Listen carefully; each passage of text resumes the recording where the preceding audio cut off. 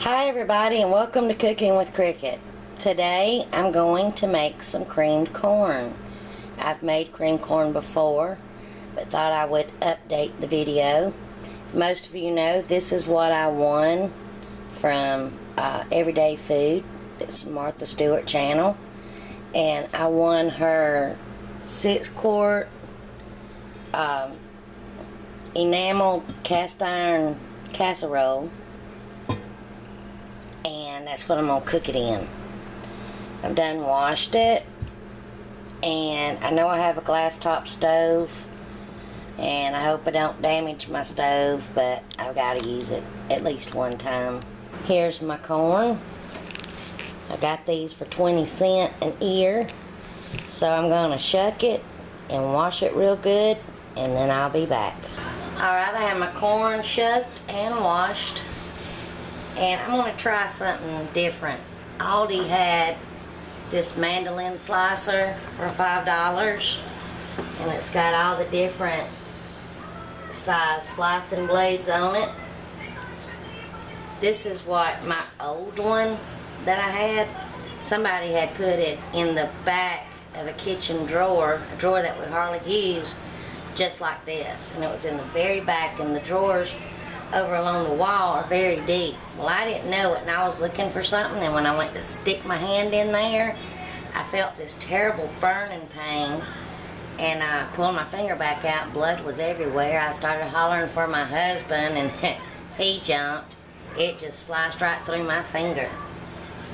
So I know that I have this, but I don't know if it will hold the corn.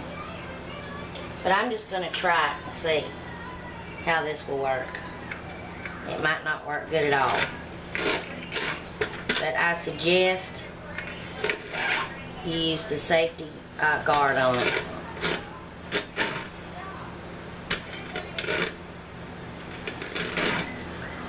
And then I'll probably finish it off with a knife how I do it. I'm afraid I'm going to cut myself. That's pretty good. But also, you can take a knife, and I just put it sturdy and just cut down. And then when I get done, I milk the corn. Get all that good milk out of the corn and just scrape my knife along. Be very careful doing this so you don't cut yourself. But I don't know if you can see all that milk coming out. That's the best part. But I'll do one. Let me get this done, and I'll do one with the knife to show you how I do it too. And I'm just doing this directly in my pan that I'm going to cook it on, because this pan's pretty deep. As you can see, this splatters everywhere. If I didn't have this pan, I would be using one of my thick bowls that I have. But doing it by the knife, I just hold it real good and just kind of slice down like that.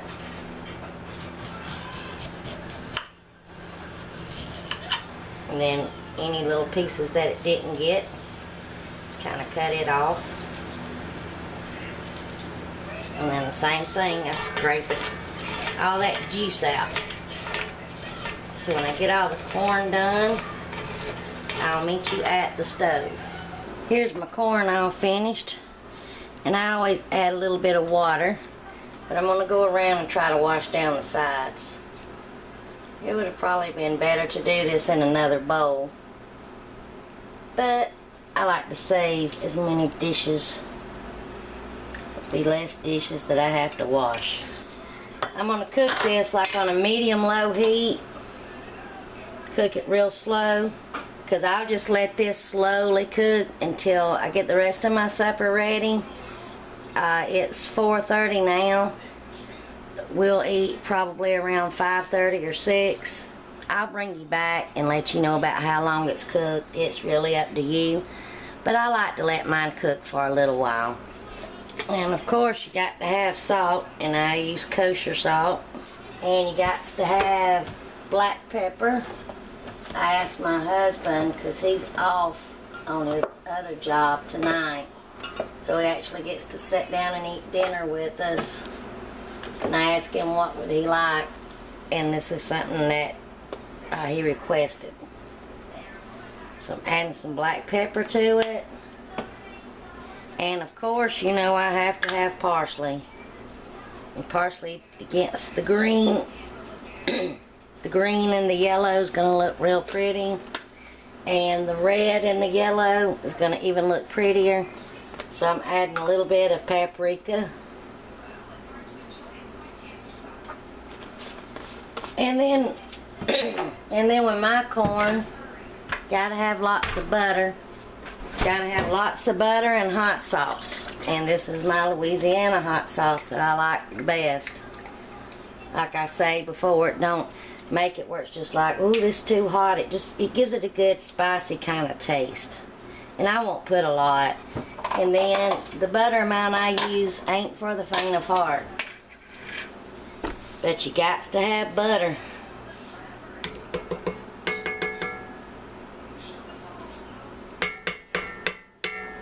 Add a couple of dollops.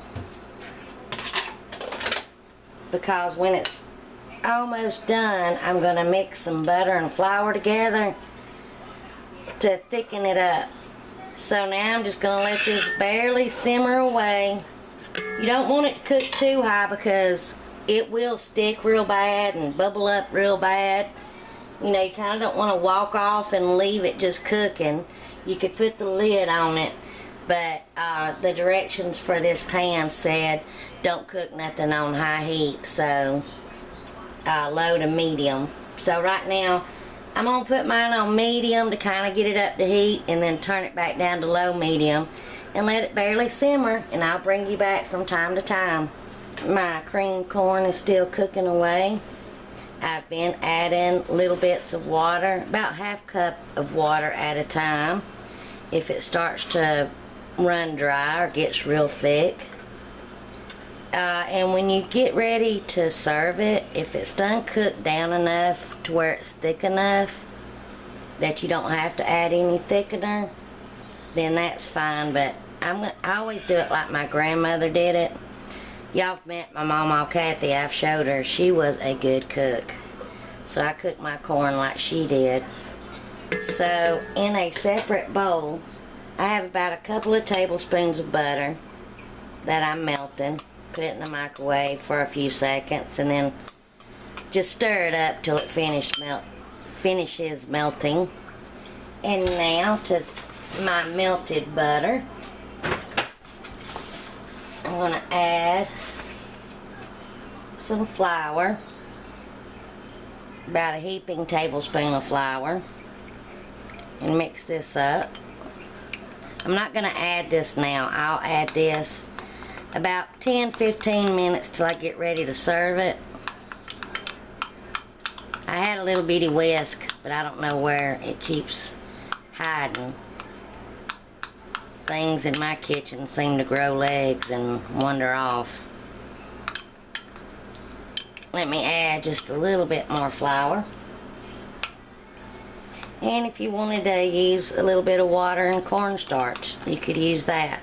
Or if you don't even want to thicken it up a little bit, if it cooks down enough to when you're ready to serve it, you don't have to, but I like the texture that this gives it. So that's made up, so I'm just going to set it aside, and I'll be back when I get ready to add it. But that's already made and out of the way.